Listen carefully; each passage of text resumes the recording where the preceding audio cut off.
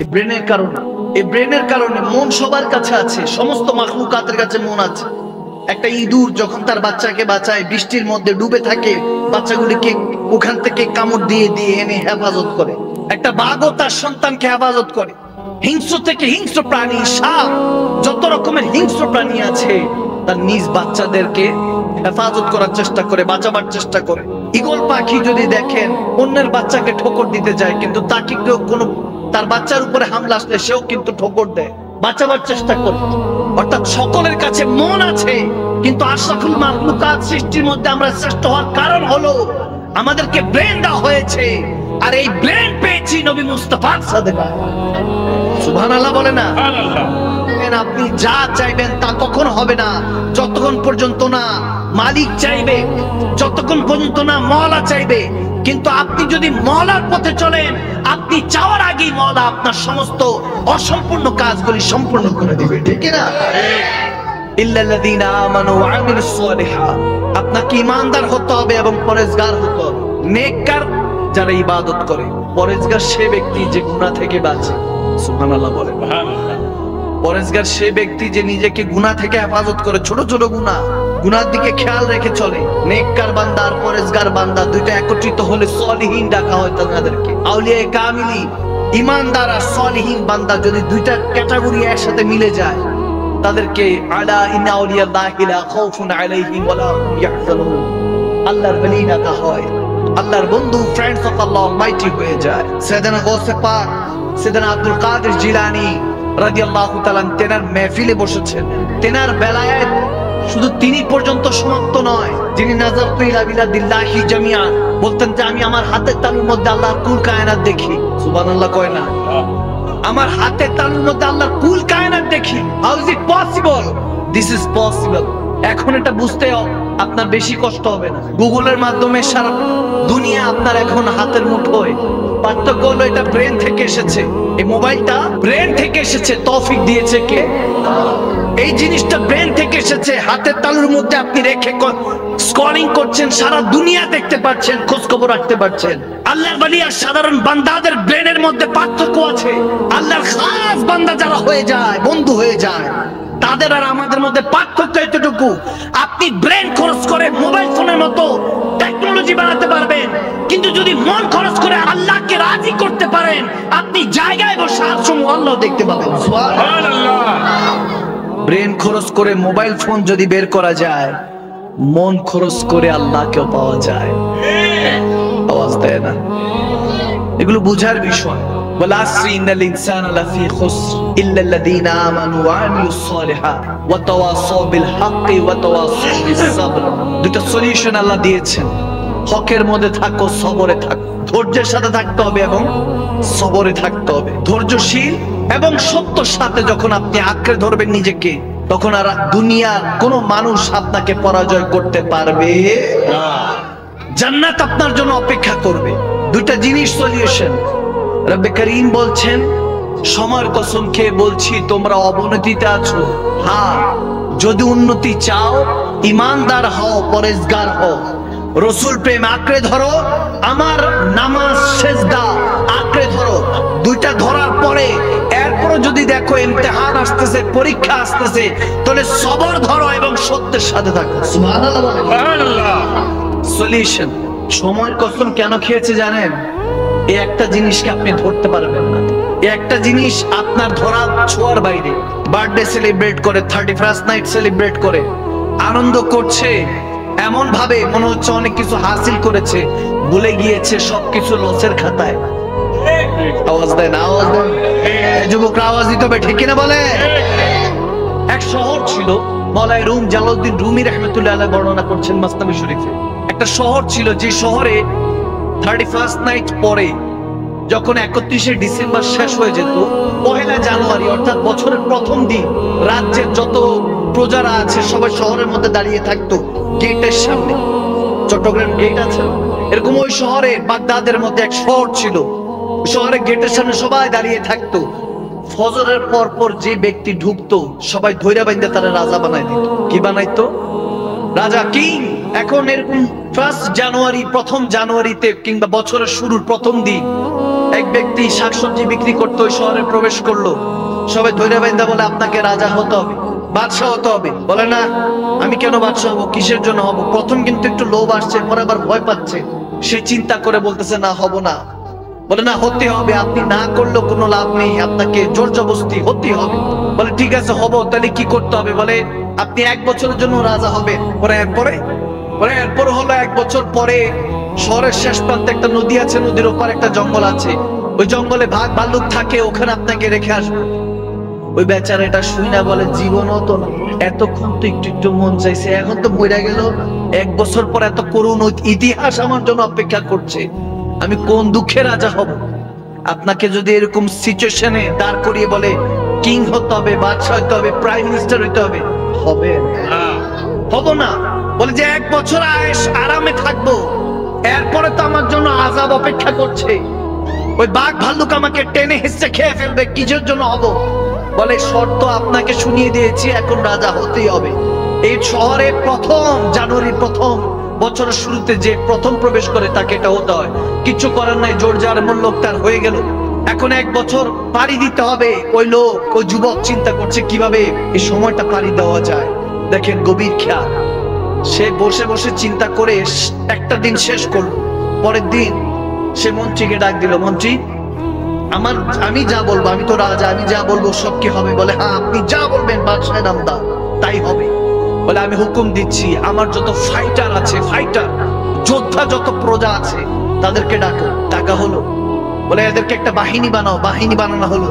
বলে ওই যে নদীর ওই পারে যাও, যাইয়া বাঘ ভাল্লুক যা আছে হিংস্র জানোয়ার সাইজ করো। যুবক মনোযোগ, মনোযোগ, একদম কনসেন্ট্রেট। হেদায়েতটা এই কথা থেকে আসবে, হাদিস থেকে চলে আসবে ইনশাআল্লাহ। যখন বলতেছে যাও ওই পারে গিয়ে সব ফাইটার দিয়ে সমস্ত যা আছে বাঘ ভাল্লুক সব শেষ করো, রাজার হুকুম অমান্য করার কোনো রাস্তা নাই।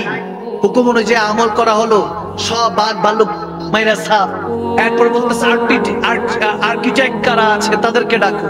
এরপর বলতেছে যারা ফসল টসল কৃষক যারা থাকে, কৃষিজীবী তাদেরকে ডাকো। ওই প্রজাদেরকে ডাকা হলো যারা ফল ফলাদি পালাইতে পারে, তারপরে যারা প্রাসাদ বানাতে পারে, ঘর বাড়ি বানাতে পারবে। এরকম 2 দলকে ডাকানো হলো। এক দলকে দায়িত্ব দিল যাও ওই পারে জঙ্গল কেটে সাফ করো, ওখানে ফুল বাগিচার বাগান বানাও, ফল ফুলের বাগান লাগাও, সমস্ত ক্ষেত খামারে যত ব্যবস্থা আছে সবকিছু করো, কৃষি কাজ করো। আরেক দলকে বানানো যাও ওখানে সুন্দর করে একটা প্রাসাদ করো। সুবহানাল্লাহ। এই দুনিয়ায় বসে, এই রাজ্যে, এই রাজ্যের মধ্যে বসে আরেক রাজ্যকে ঠিক করছে। এই দুনিয়াতে বসে আরেক দুনিয়া যেখানে তার আযাব অপেক্ষা করছিল সে সেটাকে আবাদ করছে। ভাইরা আমার, বাবারা আমার, দেখা গেল আস্তে আস্তে আস্তে আস্তে তৈরি হতে হতে, প্রাসাদ বানতে বানতে বছর খানিক হয়ে গেল। যখন বছরের প্রায় শেষ লগ্নে তখন প্রাসাদও হয়ে গেল, ওই জঙ্গল তখন আবাদ হয়ে গেল, জনবসতি হয়ে গেল, ওখানে মধ্যে খাওয়া দাওয়ার ব্যবস্থা হয়ে গেল, কৃষি কাজ করো, ওখানে মধ্যে ফল ফলাদি ফুল ফল দিয়ে ভরিয়ে দেওয়া হলো। যখন সব শেষ, বছর শেষ, এখন শর্ত অনুযায়ী রাজাকে ওই নদীর ওপারে রেখে আসবে। বলে ব্রিজ বানাও। শেষ সময় একটা ব্রিজ বানানো হলো, নদীর এই পার থেকে ওপার। ব্রিজে করে, ব্রিজের এই পারে যখন দাঁড়িয়ে আছে, মন্ত্রী থেকে প্রজারা সবাই চোখের পানি ছেড়ে কাঁদছে। বলে আপনি ওই পারে চলে যাবেন, আপনার জন্য মায়া লাগছে।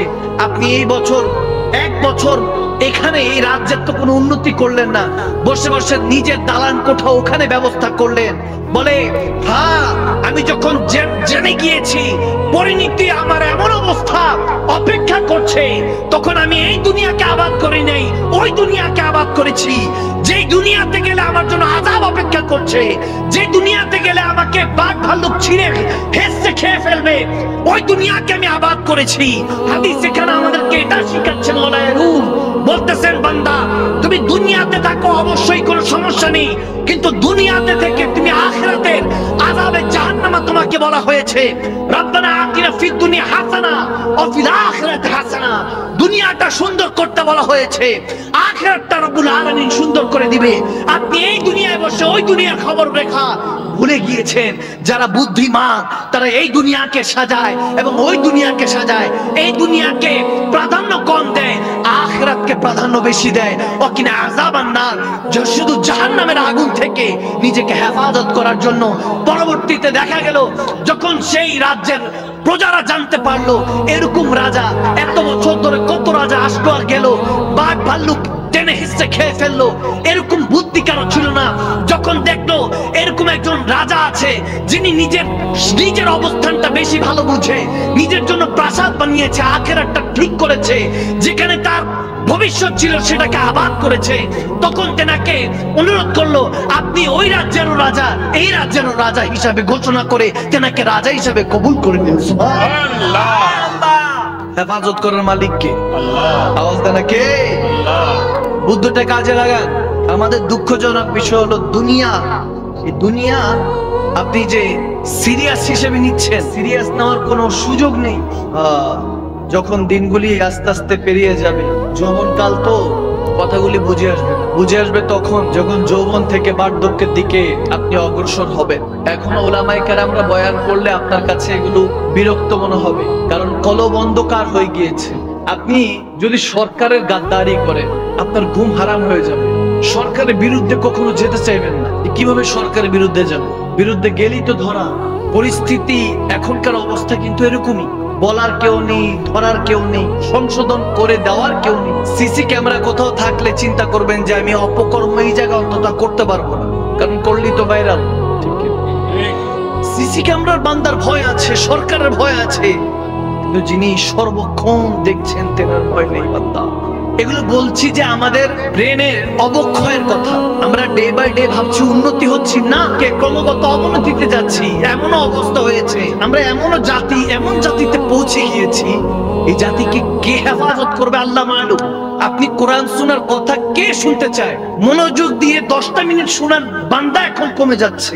নাটক সিনেমা বলেন, ঘন্টার পর ঘন্টা দেখবে, বিনোদন তো কখনো হাসছে কখনো কাঁদছে, ওগুলোর মধ্যে ডুবে আছে। একটা ছেলে একটু যৌবন বয়স, যুবক বয়সে ঢুকলে তার মাথার মধ্যে ঢুকতে সারাক্ষণ চিন্তায় থাকে এটা কতদিন আর সিঙ্গেল থাকবে। এরকম আছে না সমাজে? যুবকদের মাথার মধ্যে সারাক্ষণ একটাই চিন্তা, কখন ডাবল হবো। অথচ যুবক যুবতীরা এটা ভুলে গিয়েছে যত রকম ভালোবাসার কথা বলনে বালার মানুষগুলি দুনিয়াতে আছে, তাদেরকে যদি বলি যখন আসল ভালোবাসার সময় হবে, যখন আমি সর্বোচ্চ বিপদে থাকবো, যখন মালাকুল মউত আমার কাছে থাকবে, মৃত্যু আমার সামনে থাকবে, আমাকে যখন হাতছানি দিয়ে কবরে চলে যেতে বলা হবে এই দুনিয়া থেকে, আমাকে টাটা গুড বাই দিয়ে দিবে, ওই সময় ভালোবাসার মানুষকে যদি বলি মালাকুল মউত থেকে হেফাজত করো, তখন ভালোবাসার মানুষকে চেনা যাবে। তখন বলবে যে সম্ভব না, we can't do this, আমরা এটা করতে পারবো না, আমাকে হেফাজত করে পারবো না। বলে ঠিক আছে, একদিন না, কবরে 1 ঘন্টা থাইকো, 1 ঘন্টা থাইকো, বুকে হাত দিয়ে যুবক বলুন, আমার মা বোনরা ভাই বাবারা বুকে হাত দিয়ে বলেন, যত আপন হোক, যত ভালোবাসার মানুষ হোক, কবরে আপনার সাথে 1 ঘন্টা থাকবে? থাকবে? এলো ভালোবাসা, সস্তা দুনিয়ার ব্যস্ত ভালোবাসা। আপনি চলে যাবেন, ভাবছেন দুনিয়া আপনার জন্য ওয়েট করবে, না না, দুনিয়া দুনিয়ার মতো চলবে। আপনি চলে যাবেন, আপনাকে যারা ভুলে যাওয়ার ভুলে যাবে। 2-4 জন মনে রাখবে যাদের সাথে আপনার রক্তের কানেকশন ছিল, যার সাথে আপনার ছোটবেলা থেকে বড় হয়েছেন, এরকম মানুষগুলি একটু মনে করবে। এছাড়া আর কেউ মনে রাখবে না। স্বার্থপরের দুনিয়ায়, স্বার্থের চর্চায়, নিজেদের কামড়ায় বর্তমান পরিস্থিতি আমাদের এরকম চলছে। মানুষ কেউ ভালো নেই, কোথাও কেউ ভালো নেই। কেন ভালো নেই জানেন? কারণ আপনার এই ভরসাটুকু অন্তরের মধ্যে নেই যে ইন্না মা'আল উসরি ইউসরান, দুঃখের পরেই তো নিশ্চয়ই আল্লাহ সুখটা দেন। এই ভরসা চলে যাচ্ছে। আমাদের অবক্ষয়গুলি কিভাবে নেমে আসতেছে দেখেন। আপনার এই জন্য ব্যবসায় বরকত নাই, চাকরিতে বরকত নেই, আর ব্ল্যাক ম্যাজিক, কালো জাদু টোনাটা এখন অহরহর হয়ে গেছে। আমার কাছে অসংখ্য ফোন আসে, হুজুর মনে হয় বান দিছে, কোনো কালো জাদু করছে। এখন তো আমাদের এমন অবস্থা, উন্নতি দেখতে পারি না, খালি টেনে হেসে নিচে নামিয়ে দেয়। আপনি উন্নতি করতে চান, আপনি যার কাছে পরামর্শ নিতে যাবেন সে আপনার ক্ষতি করবে। আপনার যারা ক্ষতি করে, আপনার যারা গীবত করে, আপনার যারা ক্রিটিসাইজ করে, সমালোচনা করে, তারা বেশি পর না, নিশ্চয়ই আপনার আপন ছিল কোন একটা সময়। তারাই দেখবেন আপনার খুঁতগুলি ধরবে, ভুলগুলি বলবে। অনেক যোদ্ধারা, অনেক জীবন অনেক দেখেছি এরকম ফাইটার, দুনিয়া জয় করতে পারতো, আপন জনরা যখন পিছন দিকে এসে খানজার ছুরিটা মারে, ওখানে শেষ হয়ে যায়। কারণ আপন উপর ভরসা করে, চিন্তা করে আপন কি আর আমাকে ধোকা দিবে? আমার আপন, আমার রক্ত কি ধোকা দিবে? কিন্তু ধোকাটা সে আপনরাই দেয়। আওয়াজ দেয় না, ঠিক না? যেখানে বিশ্বাস করবেন সেখানেই ধোকা পাবেন। ধোকা পেয়ে বোকা হবেন। এই দুনিয়াতে আপনাকে চলতে হবে আল্লাহ রাসূলের আদালত অনুযায়ী। আপনি যতক্ষণ পর্যন্ত এই রাস্তায় আসবেন না, ততদিন দুনিয়া আপনাকে ধোঁকা দিতে থাকবে আর বোকা বানাতে থাকবে, ঠিক না? কেউ আটকাবেন না এখনকার যুবক। আপনি আটকাবেন, সামনে না করলে পিছনে করবে। কতক্ষণ আটকাবেন? আপনি এখান থেকে আটকাবেন মোবাইল ফোনে, আপনি আটকাবেন পিছন দিক দিয়ে গিয়ে আরেকটা মোবাইল ফোন কিনে ওখানের মধ্যে কথা শুরু হয়ে যাবে। এখনকার জেনারেশনদেরকে হেফাজত করতে হলে অবশ্যই কোরআন সুন্নাহর সবক দিতে হবে, দরস দিতে হবে। এই দরসটা না দিলে মুসলিম উম্মাহ আলাদা হয়ে যাচ্ছে, পথভ্রষ্ট হয়ে যাচ্ছে। অবস্থান পরিবর্তন তখন হবে যখন খালেস দিলে অন্তর থেকে আপনি তওবা করে ফিরে আসবেন। আপনার পরিবর্তন সেখান থেকে শুরু হবে।